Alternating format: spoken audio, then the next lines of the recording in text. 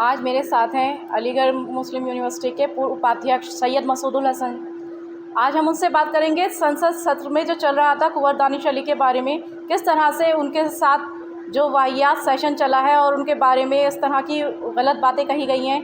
क्या कोई बीजेपी सरकार इसके बारे में कोई एक्शन लेती है या नहीं, और किस तरह से ये टॉलरेंस किया जाएगा, बताइए सैयद मसूदुल हसन जी। देखिए, ऐसा है कि जिस तरह से जो कुछ भी अभी हुआ है पार्लियामेंट के अंदर, लोकसभा में, और कुंवर दानिश अली जो कि अमरोहा के सांसद हैं, उसमें रमेश बिधूड़ी ने जो कुछ भी उनके बारे में कहा वो बेहद दुर्भाग्यपूर्ण है। और हमें ये उम्मीद थी कि लोकसभा के जो अध्यक्ष हैं ओम बिरला जी, वो जिस तरह से उन्होंने राहुल गांधी के ख़िलाफ़ एक्शन लिया था, आम आदमी पार्टी के सांसद राघव चड्ढा के ख़िलाफ़ एक्शन लिया था, और आम आदमी पार्टी के दूसरे राज्यसभा के सांसद संजय सिंह साहब के ख़िलाफ़ एक्शन लिया था, या अधीर रंजन चौधरी के ख़िलाफ़ एक्शन लिया था, उसी तरीके का कोई एक्शन सामने आएगा। और लोकसभा के अध्यक्ष जो हैं रमेश बिधूड़ी को कम से कम एक सेशन के लिए तो सस्पेंड करेंगे। मगर सुनने में आया है कि रमेश बिधूड़ी को सिर्फ वार्निंग दे करके उन्होंने छोड़ दिया है। उसकी शायद वजह यही है कि उनका भी अपना मानना होगा कि मुसलमानों को इसी तरह से कहा जाना चाहिए जिस तरह से उनके सांसद ने कहा है। और जो कुछ भी कहा गया, जब आप इस बात से अंदाज़ा लगा सकते हैं कि भाजपा की मानसिकता ये है कि जब एक सांसद को दूसरे भाजपा के सांसद द्वारा इतना बुरा भला कहा जा सकता है, गालियाँ दी जा सकती हैं, सदन की गरिमा को ताक पर रखकर ये सब काम किया जा सकता है, तो आज की तारीख़ में जो हिंदुस्तान के अंदर मुसलमान रह रहे हैं उनके ख़िलाफ़ कितना ज़्यादा मानसिक जहर भाजपा वालों में और इनके समर्थकों में घुला हुआ है, बहुत आसानी से इस बात का अंदाज़ा लगाया जा सकता है। अच्छा, मैं एक बात और कहना चाहूँगी, जिस तरह से राहुल गांधी कांग्रेस के जो युवा नेता हैं उनके ऊपर किस तरह के एलिगेशंस लगाए जाते हैं, कोई भी बात होती है तो उनके ऊपर फ़ौरन ही केस दायर कर दिया जाता है, या कोई भी एलिगेशन लगा के उन्हें सीबीआई का छापा लगने लगता है। तो आखिर वो अपने नेताओं पे क्यों नहीं करती बीजेपी? ये लगाम अपने नेताओं पे भी कसे। देखिए, सवाल इसी बात का उठाया जा रहा है कि राहुल गांधी ने सिर्फ इतना कहा था कि ज़्यादातर चोर मोदी ही क्यों होते हैं।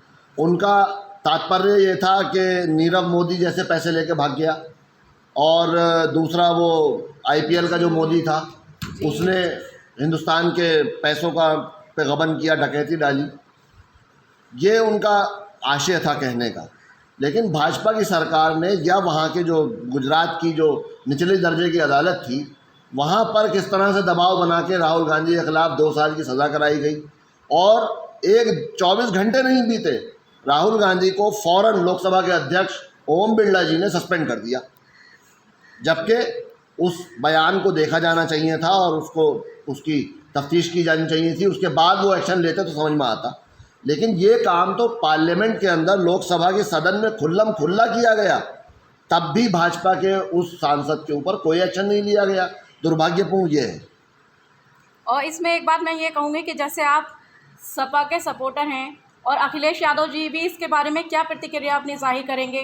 क्या वो इस बारे में, अभी तक तो उनका कोई बयान मैंने देखा नहीं, ना नहीं, कोई आया ट्विटर है। पे कल अखिलेश जी ने इस बात को कहा है और उनका बयान आया है। समाजवादी पार्टी का आधिकारिक बयान भी आ चुका है प्रोफेसर राम गोपाल यादव जी की तरफ से, जिसमें समाजवादी पार्टी ने तुरंत एक्शन लेते हुए रमेश बिधूड़ी की लोकसभा सदस्यता को समाप्त करने की मांग करी है, और इसके अंदर जो कानूनी कार्यवाही की जा सकती है उसकी मांग समाजवादी पार्टी द्वारा की गई। तो इससे आपको क्या लगता है, जिस तरह से ये इस तरह के हो रहे हैं, विवादित बयान संसद में दिए जा रहे हैं, क्या ये इस तरह के आपको नहीं लगता कि एक कम्युनिटी को टारगेट किया जा रहा है? देखिए, जब से 2014 से जो ये सरकार आई है भाजपा की, उसके बाद से ही हम कई तरह के घटनाक्रम हिंदुस्तान में देख चुके हैं, जहां पर मॉब लिंचिंग से लेकर के सारे काम हुए आम जनता के साथ, आम मुसलमानों के साथ। मगर अब तो ये हद हो गई कि सिर्फ बसपा का एक सांसद, जो सिर्फ मुसलमान होने की वजह से भाजपा के सांसद द्वारा गाली गुफ्तारी, और यहाँ तक कह दिया गया तू बाहर मिल, तुझे मैं बाहर देख लूँगा। ये धमकी क्या थी? क्या जान से मारने की उनकी साजिश थी? या वो आगे चल करके रमेश बिधूड़ी जो हैं शार्प शूटर रख के या उनकी सुपारी दे करके सुपारी किलिंग कराने की कोशिश करेंगे दानिश अली की? ये पूछा जाना बहुत ज़रूरी है।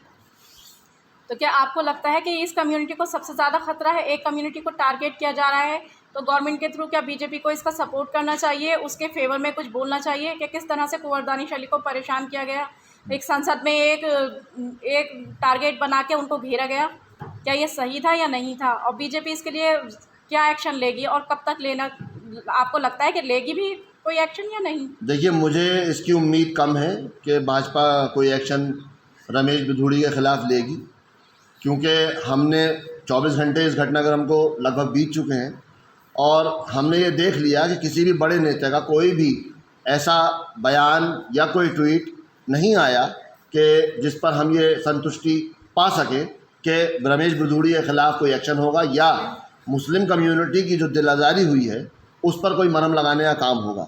हमारे प्रधानमंत्री जो कि 2014 के बाद से मौन धारण किए हुए हैं, जो पहले कभी मनमोहन सिंह जी को कहा जाता था कि मौन मोहन सिंह हैं वो, तो फ़िलहाल तो नरेंद्र मोदी जी मौन मोहन सिंह हो हुए हैं और उन्होंने मौन धारण कर रखा है। इस मामले में भी वो कुछ नहीं बोले।